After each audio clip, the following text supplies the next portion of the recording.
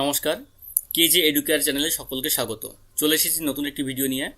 আজকের ভিডিওতে থাকছে উচ্চ মাধ্যমিক রাষ্ট্রবিজ্ঞান সাজেশন ক্লাস 11 অর্থাৎ একাদশ শ্রেণীর 2024 সালের ফাইনাল পরীক্ষার জন্য কিছু অধ্যায়ভিত্তিক সম্ভাব্য প্রশ্নাবলী থাকছে। তোমরা যারা এবছর ক্লাস 11-এ পরীক্ষা দিতে চলেছ তারা জানো যে সমস্ত অধ্যায় থেকে বড় প্রশ্ন বা ডেসক্রিপটিভ টাইপের প্রশ্ন আসে না, কিছু নির্বাচিত অধ্যায় থেকে বড় প্রশ্ন আসে। তো সেই অধ্যায় ভিত্তিক কিছু প্রশ্নাবলী তোমাদের সামনে রেখেছি। তোমরা ভিডিওটি একটু স্কিপ না করে সম্পূর্ণ ভিডিওটি দেখতে থাকো, তোমরা অবশ্যই উপকৃত হবে। তো চলো দেরি না করে ভিডিওটি শুরু করা যাক। প্রথম অধ্যায়।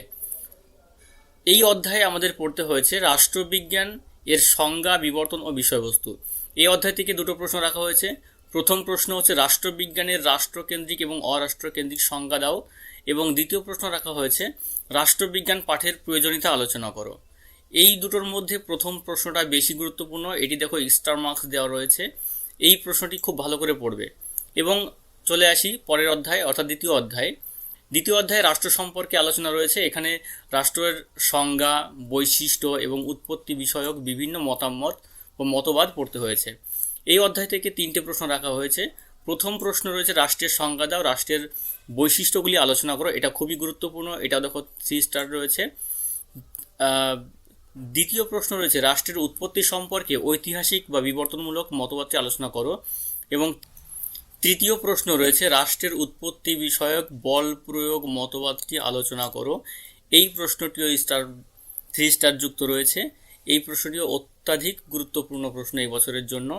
এবং পরের অধ্যায় চতুর্থ অধ্যায়। এই অধ্যায়ে যে প্রথম প্রশ্ন সেটা থাকছে স্বাধীনতার সংজ্ঞা দাও, স্বাধীনতার প্রকারভেদ আলোচনা করো। দ্বিতীয় প্রশ্ন আইনের সংজ্ঞা দাও, আইনের উৎসগুলি উল্লেখ করো। তৃতীয় প্রশ্ন থাকছে সাম্য ও স্বাধীনতার মধ্যে সম্পর্ক আলোচনা করো। চতুর্থ প্রশ্ন থাকছে গণতন্ত্রের সংজ্ঞা দাও, গণতন্ত্রের সুবিধা ও অসুবিধাগুলি উল্লেখ করো।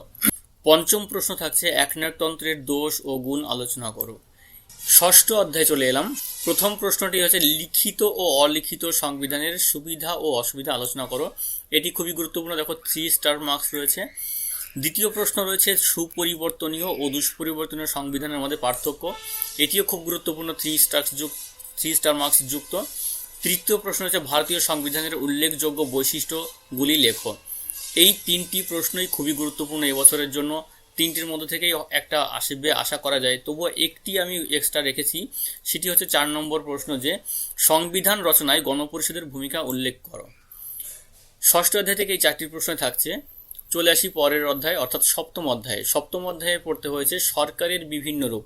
এই অধ্যায় থেকে থাকছে 4টি প্রশ্ন। প্রথম প্রশ্ন থাকছে একক কেন্দ্রিক ও যুক্তরাষ্ট্রীয় সরকারের মধ্যে পার্থক্য, 3 স্টার মার্কস যুক্ত। দ্বিতীয় প্রশ্ন রয়েছে যুক্তরাষ্ট্রীয় সরকারের উল্লেখযোগ্য বৈশিষ্ট্যগুলি উল্লেখ করো। এটিও 3 স্টার মার্কস, অর্থাৎ এই দুটো প্রশ্নই খুবই গুরুত্বপূর্ণ এবছরের জন্য। 3 নম্বর প্রশ্ন রয়েছে একক কেন্দ্রিক সরকার কাকে বলে, এর বৈশিষ্ট্যগুলি উল্লেখ করো বা আলোচনা করো। চতুর্থ প্রশ্ন যেটি রয়েছে সেটি হচ্ছে ভারতীয় সংসদীয় ব্যবস্থার প্রকৃতি আলোচনা করো। তো সপ্তম অধ্যায় বা সরকারের বিভিন্ন রূপ, এই অধ্যায় থেকে এই 4টি প্রশ্নই থাকছে। এরপরে চলে এসেছি পরের অধ্যায় অর্থাৎ অষ্টম অধ্যায়। এই অধ্যায়ে আমাদের পড়তে হয়েছে মৌলিক অধিকার ও কর্তব্য।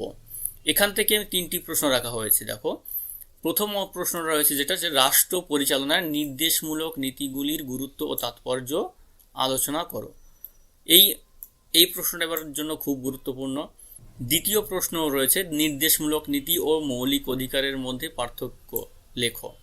এবং তৃতীয় প্রশ্ন রয়েছে ভারতীয় সংবিধানের স্বাধীনতার অধিকারটি আলোচনা করো। অর্থাৎ এই অষ্টম অধ্যায় থেকে 3টি প্রশ্নই গুরুত্বপূর্ণ। 3টি প্রশ্নের একটাও তোমরা বাদ দেবে না, প্রত্যেকটাই খুব ভালো করে পড়ো। একটি প্রশ্ন অবশ্যই এখান থেকে পাবে বলে আশা রাখা যায়।